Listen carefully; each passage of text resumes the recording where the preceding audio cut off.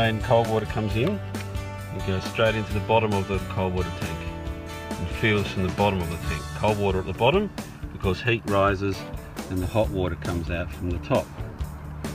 This is the outlet, and this feed here goes to this. Now this device was installed recently because by law you've got to have an intermixer which brings your water temperature down to 55 degrees. It's in an effort to stop the large number of scalding and burnings that happen, especially young children in households. This pipe here, cold water in, goes to the tank, and this feed comes out and it goes in this other side of the intermixer. So that's the cold water going into the intermixer. This is the hot water here going into the intermixer, and then that black one there goes into the house and feeds them.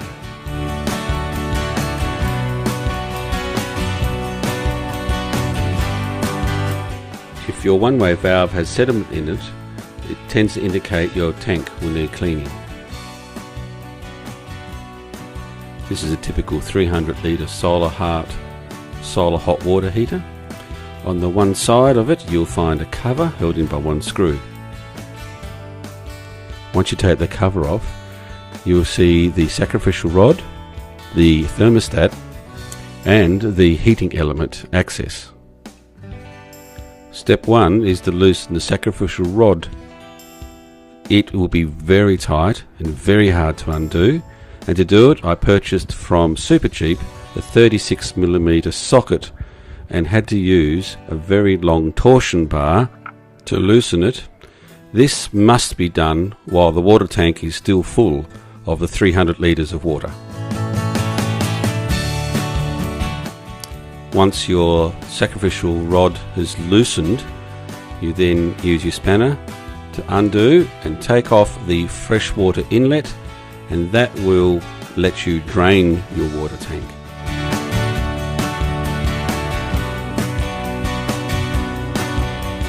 Once empty, first step is to undo the 4 bolts holding in the heating element. As it's been about 10 years since my heater has been serviced, this is an example of how much calcium is in the water where I live, and this explains why the electric element was no longer effective at heating the water. It is so covered and caked in calcium that it no longer was able to put heat back into the water. While I did consider cleaning it with vinegar or calcium remover, it was made more sense to put a whole brand new one in at a cost of $35, as I'm already going to all the trouble of cleaning and emptying my water tank and putting in a new sacrificial rod. Next was removing the 6 bolts holding the large inspection plate, and I got to have my first look at the inside of my hot water tank.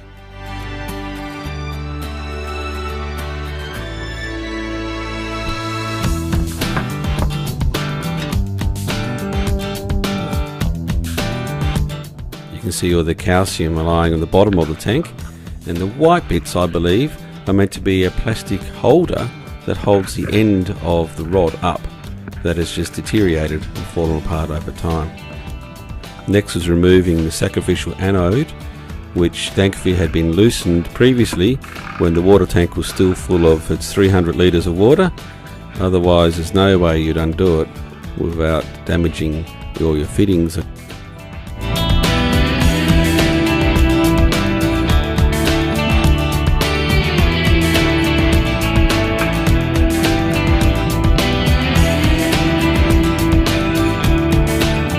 Here you can see the old and the new anode and how much corrosion has happened with the old one, which, considering how old it is not too bad.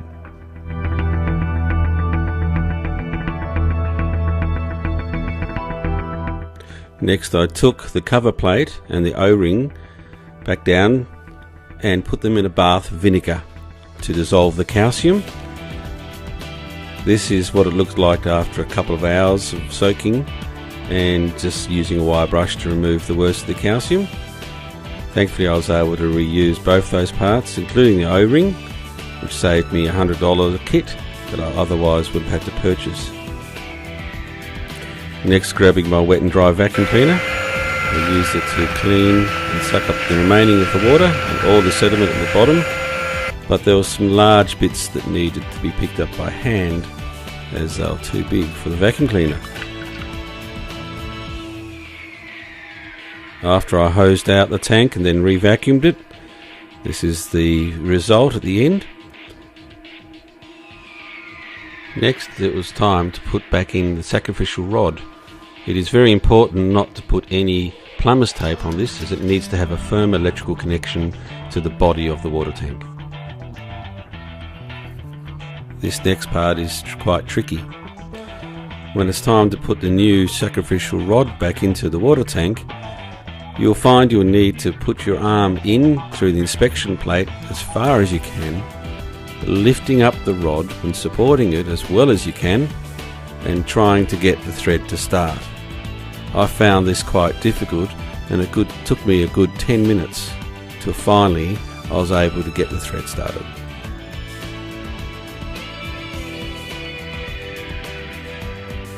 Next, it was time to put the clean plate and O-ring back in, having made sure that all of the ring there is clean and debris free.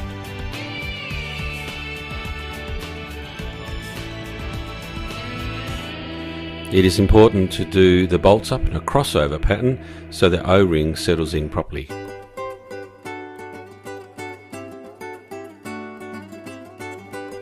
Because I've been taking photos and videos throughout this project, I was able to see which way round I had to put the heating element back in.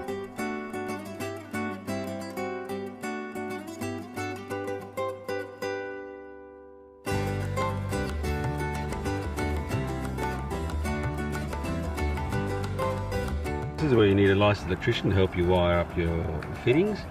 So you can see that's the feed to your element, and that's your thermostat up there, and you've got one screw fitting just here and the other one up here.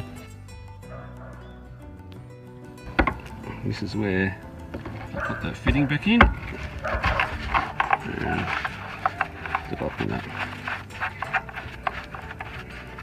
This is the water inlet, and just use your spanner to tighten it up firmly and snugly. I've now got everything connected up except for the outlet over here, but when I start turning on the cold water feed, which is the tap for it's downstairs, the tank will start to fill up, and like all pressurized water vessels, water goes in, air's got to come out. So I'm going to leave this disconnected.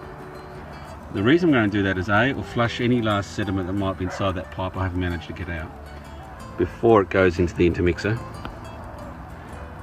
And the other thing is, it lets me know that the water level's got to this level. Once it gets to this level, the good thing with that is I know it's covering the element. Now, because it's an overcast day today, I'm going to have to use the element to heat my tank, even with take my covers off, because I like to have a hot shower tonight. So the tank's gone quiet now while I'm waiting for it to fill. Once it's filled, I can put it over there. I might just put a little cover over this so none of the gunge gets into this filter here. There's a very fine filter in here that needs to be blown out. Well, first thing you check when you're having problems. Now, one of the reasons I need to keep this cover off, and of course the power is still turned off, I need to keep the cover off is I need to check any forms for leaks coming from the three main points, which is going to be that one, the big ring, and this one. So I need to keep an eye on that, but I won't really know that for sure until I get up to pressure. So hot water creates a lot of pressure, and that's when it puts stress on these seals. So I will need to put the cover on when I turn on the electricity, but I'll need to come back and check it regularly to make sure I haven't got any leaks.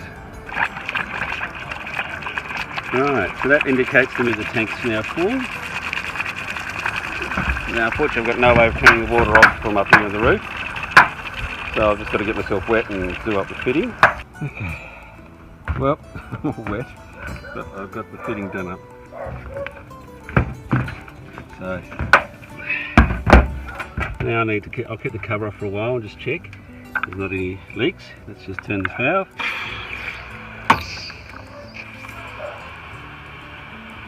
So it's flushing water through where my relief valve goes, but that's sounding good.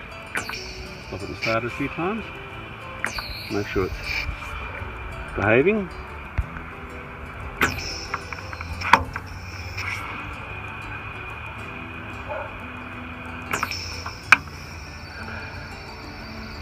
Alright. So, all finished. I'll now take the tarp off and let the sun do its work. While I'm here, I might as well clean off the roof. Clean the solar collectors. While it was a big project to do, especially as there was such a limited amount of information available, you can see by the costs I was managing to save quite a lot of money in terms of labour, having a professional plumber come in, plus I can do this in the future. Thank you for watching.